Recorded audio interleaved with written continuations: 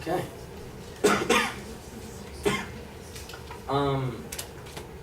I'm going to try to refute what Kimberly was saying when she said that the abolishment of the Electoral College would be, if we eliminated it, it would create problems such as like how would we go forward, problems that might arise and we wouldn't be able to. The NPV is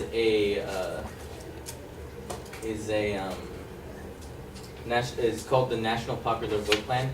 It essentially is a method in which current states are trying to slowly bring the popular vote into the system.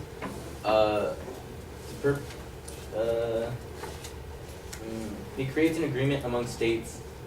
According to the National Popular Vote Plan FAQ, it creates an agreement among states to award all of their electoral colleges collectively to the presidential candidate who wins the national popular vote once the participating states together hold a majority. So after certain votes, after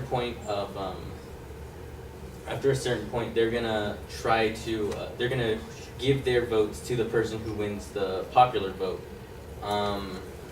So that's just a plan to slowly integrate the current system into popular vote, so that we won't have a kind of a shock when if during the switch progress, because we won't have that big of a thing.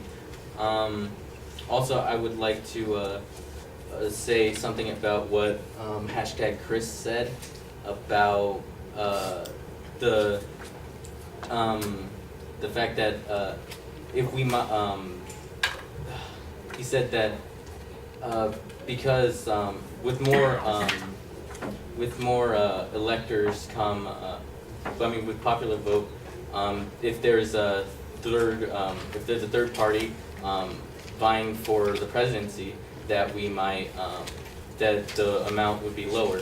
Over the course of some time, we've kind of become accustomed to a two-party system, and there's no evidence that shows that because of the popular vote, a third party would arise. He also said that the reason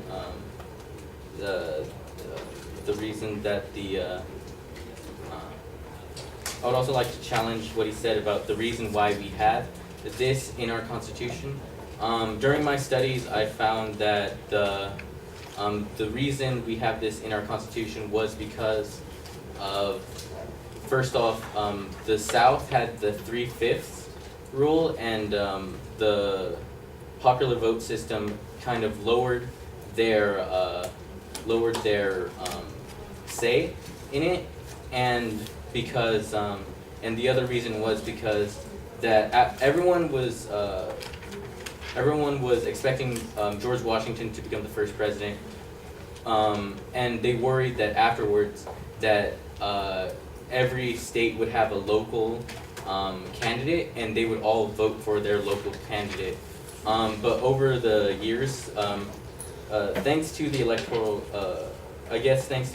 College, we have become kind of accustomed to the two